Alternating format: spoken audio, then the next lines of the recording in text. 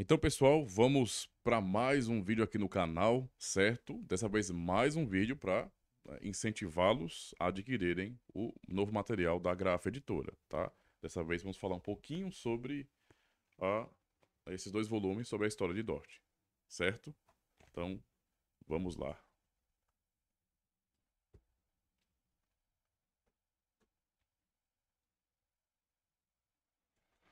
Bem, uma das razões para indicar esses livros, não é? É justamente porque é uma grande bênção, na verdade, para o nosso contexto, né? Que tenhamos acesso agora a conteúdo histórico sobre Dort, né? Embora seja a história de Dort, né? Então, ah, eu posso dizer assim, que se é a história de Dort contada por reformados, então tem elementos, não é? Apologéticos e, portanto, teológicos, ok? Não é aquele tipo de história geral, né? Apenas para você ter acesso a fatos narrados, mas mostra realmente, também de maneira teológica, né? Toda a atenção. Então, a leitura realmente é muito gostosa. Você não vai se cansar de ler. Você vai começar a ler a pré-história, não é? Ou, se quiser, na ordem, a própria história de Dort, para depois a pré-história, né? Foi assim que o pastor Abrão organizou, certo? E pensando no livro que o pastor Abrão fez, né, que é a pré-história de Dort, o que é assim, importante aqui é que aqui você vai encontrar, por exemplo, todos os acontecimentos bem antes do sínodo, já no contexto da reforma em si, pensando em Calvino, por exemplo. Então, fala sobre Calvino aqui, e começa também a falar sobre como que o assunto da predestinação foi sendo desenvolvido por Calvino. Não é? Calvino, ou na primeira edição das Institutas, nas primeiras, ele não abordou o assunto da predestinação de uma maneira muito definida, certo? Ele tinha outras questões em mente, né? As Institutas foram crescendo cada vez mais pela própria necessidade, pelos questionamentos, pelo avanço e amadurecimento de Calvino, mas também pelas respostas que ele tinha que dar, não é, aos que questionavam ele o tempo todo. Então ele vai desenvolvendo, e só na última edição de 1559, que é até a edição que eu tenho aqui, não é, das Institutos, é que ele tem um material muito mais denso, não é, com muito mais detalhes, onde você tem basicamente algo que começou como um tipo de carta, não é, e depois um catecismo, aí você tem basicamente uma teologia, pelo menos, né, sistemática daquele período, com aquele formato, né? E é importante notar, por exemplo, como é falado aqui, como Calvino começou a falar sobre isso, né? Então, trata de Calvino até chegar no contexto de Dort em si, no contexto da Holanda.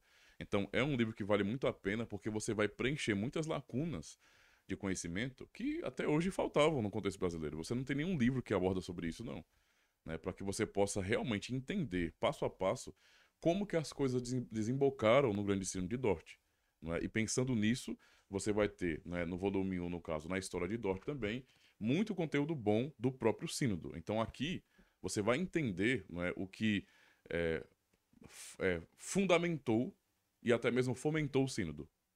Isso é muito importante, é muito empolgante também, tá? Porque vai de Calvino, as lutas que ele teve com relação a isso, a Igreja de Genebra, as igrejas por exemplo, de Zurique, por exemplo, e outras igrejas, até chegar em Dort, né? Para você entender, por exemplo, o contexto em si, o que foi acontecendo, né? O que montou, né? O que preparou o caminho para Dort. E aqui você vai ter acesso ao próprio sínodo em si. Então, esse livro aqui realmente é muito bom, porque do Dr. Donald Cinema, porque vai abrir as portas de Dort para que você entenda certos debates. Só olhando aqui, por exemplo, no prefácio, você tem, rapidamente aqui, né? Por exemplo, são é, 5 capítulos onde você tem, né, falando sobre a ocasião para o sínodo, localização, os participantes do sínodo, o procedimento do sínodo, tudo, tudo, irmãos, tudo muito bem organizado, não é? As fases do sínodo. A ideia realmente é você se aprofundar, não é, no sínodo de Dort e as próprias consequências. Depois, o assunto em si, né, que é tratado sobre os cânones, ok? E só dando uma ênfase, por exemplo, o capítulo 4, né, vai falar sobre os cânones de Dort, de julgamento ao arminianismo até o padrão confessional. Como aquela situação que foi criada, né, os próprios arminianos, os próprios remonstrantes, né, acabou levando as igrejas reformadas, né, a formularem padrões confessionais que nós nos espelhamos até hoje, né, nesse contexto, né, bem mais sólidos, específicos, objetivos para as igrejas, certo? E no capítulo Vai falar sobre, por exemplo, preparação para um julgamento, redigindo os cânones, a forma da subscrição, não é? Formulário de unidade, conclusões, é muita coisa importante aqui. E no capítulo final, vamos ter, por exemplo, acesso a os desentendimentos processuais e doutrinários, os debates, não é, sobre o papel de Cristo na eleição. Isso aqui é um assunto muito rico, irmãos, muito caro mesmo. O debate sobre a causa psíquica, quem já ouviu falar numa coisa dessas? Aqui no contexto? Então, olha a riqueza, né? Por exemplo, um assunto muito importante, o debate acerca do supralapsarianismo. Eu penso que esse é um assunto muito importante, especialmente para o nosso público hoje, que acaba entendendo que, necessariamente, a fé reformada, ela é supralapsariana. Não. A fé reformada comporta supra e infra. Lembrando que essas nomenclaturas, né, essas definições, são muito depois de Calvino. Né? Quem vai começar com supralapsarianismo, uma definição mais objetiva, é Teodoro Beza. Em Calvino, você não tem uma definição específica. Por exemplo, se você olha para as Institutas, ora você vai perceber que Calvino fala de uma maneira que parece mais supralapsariana. Outra, ele fala de uma maneira que parece muito mais infralapsariana, porque ele traz eleição, predestinação, tipo, entendendo já Deus como tendo contemplado o pecado, ou seja, Deus escolhe da massa caída. Isso é um entendimento infralapsariano, certo? E nas próprias, não na Instituta somente, mas na Confissão de Fé francesa, não é? Também de 1559, ao mesmo ano da sua última edição das Institutas, a visão que você tem ali na Confissão de Fé francesa, né, com Calvino mais velho, com Calvino mais maduro, é uma visão que, quando você lê, você pensa, não, isso aqui é infralapsarianismo puro, certo? Mas você consegue entender, por exemplo, aqui, nesse livro, né, certas influências não diretas, mas indiretas também de Calvino nos próprios cânones. Então, ora, né, Calvino, os cânones parecem beber de Calvino diretamente, embora ele não seja citado, né?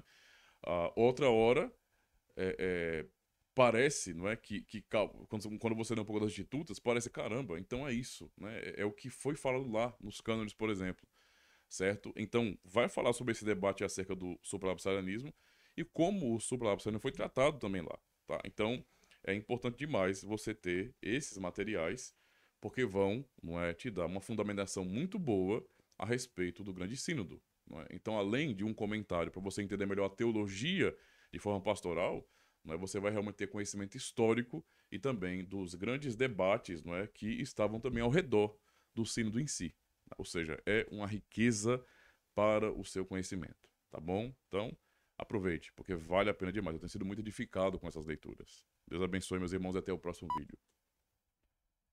Se você gostou do vídeo, aproveita, se inscreve no canal, dá o joinha, marca o sininho e compartilha com todo mundo que você conhece. Afinal de contas, talvez seja um conteúdo necessário para muitas pessoas que você conhece. Se você quer se aprofundar sobre o conhecimento a respeito de Dort, a história de Dort, a teologia de Dort, então não deixe de adquirir a coleção da Graafa Editora, onde você vai ter 4 livros muito importantes. Os Cânones de Dort, da Graafa Editora, a melhor versão que nós temos em língua portuguesa, traduzido a partir do texto original. O primeiro comentário em língua portuguesa sobre os Cânones de Dort, do pastor Abraham de Graaf, e também 2 volumes sobre a história de Dort. Ou seja, tudo aquilo que é necessário para que você conheça o contexto, a história e também a teologia daqueles que defenderam a fé reformada contra os remonstrantes no século XVII. E se você tem aproveitado o conteúdo do canal e deseja contribuir também com o nosso trabalho aqui, fica à sua disposição, logo aqui abaixo, o QR Code para que você possa fazer uma doação. Aí é com você, tá certo? Se o conteúdo está edificando sua vida, então seja também um patrocinador desse trabalho do canal Cultura Reformada. Muito obrigado. Aproveita e assista outro vídeo.